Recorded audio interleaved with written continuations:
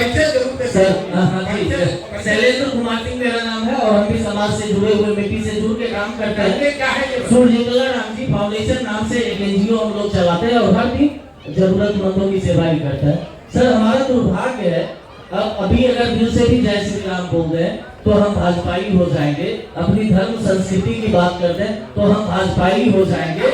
हमने सर आपने कहा, हमने अभी आपने कहा अभी नए नए हम भाजपा में जुड़े होंगे, ऐसा अभी आपने कहा था। तो हमारा कहना सर ये है, प्लीज सर अब फिर आप बोलेंगे तो हम नहीं बोल पाएंगे। सुनो ना मेरी बात, सवाल हो गया। अब बेकार का हम आपसे बहस करने के लिए नहीं बहस नहीं कर रहे हैं, बस आधी मिनट हम बोल के निकल रहेंगे। हमारा कहना ये है कि शिक्षा को हम चलिए अपने बाप का दर्जा देते हैं, लेकिन संस्कृति को हम अपनी माँ का दर्जा देंगे कि नहीं देंगे? शिक्षा हमारा बाप है। आप कहें कि बाप कमा के आपको दे रहा है, आप बाप के साथ रहो और माँ को छोड़ दो। मेरे भाई इसी देश में ये बताया गया है कि देवता और गुरु दोनों खड़े हैं तो किसको पहले प्रणाम करो? सुना है ना कहावत? जी जी बिल्कुल। क्यों बताया गया है कि गुरु को पहले प्रणाम करो? नहीं, क्योंकि अगर अशिक्षित हो तो देवता की भी समझ आपको नहीं होगी। अगर आप अनपढ़ हो आपको संस्कृति की भी समझ नहीं होगी। हुल्लड़बाजी को संस्कृति मत बताओ, हुल्लड़बाजी को संस्कृति मत बताओ। हमको जो दिख रहा है आपके टीम के ही लोग ज्यादा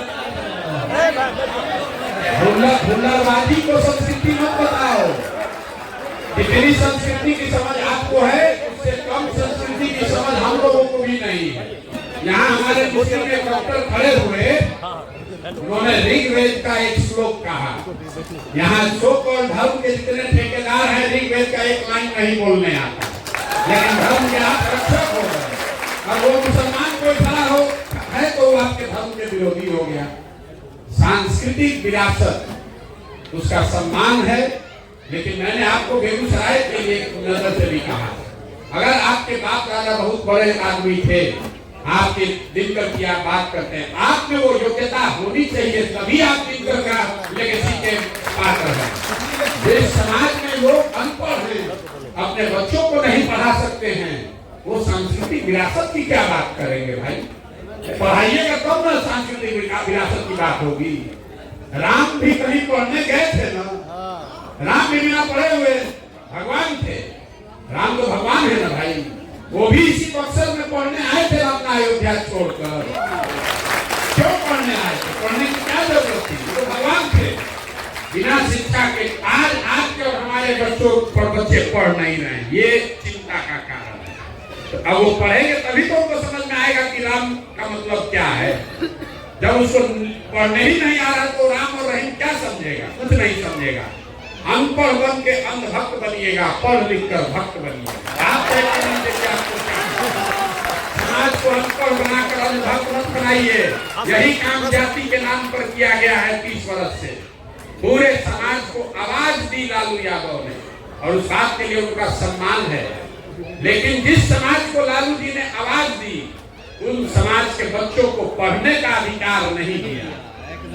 जो अगर उस समाज को उन्होंने भूमि नहीं दी, चाहे लालू जी फॉरवर्ड के लिए कुछ बोल दे, किसी अपने समाज के लोगों को लालू जी ने जमीन नहीं दिया, उनको बिजनेस व्यापार के लिए पूंजी नहीं दिया, उनको आवाज दिया, उनको भीड़ की शक्ल दे दी और उनके भीड़ की ताकत से खुद राजा बन गए। यही काम अब किया जा रहा। संस्कृति के नाम पर लोगों को अनपढ़ मत बनाइए, पढ़ा लिखा कर तब उसको भक्त बनाइए, तब समझ में आएगा। भक्ति के नाम पर उसको अनपढ़ मत बनाइए।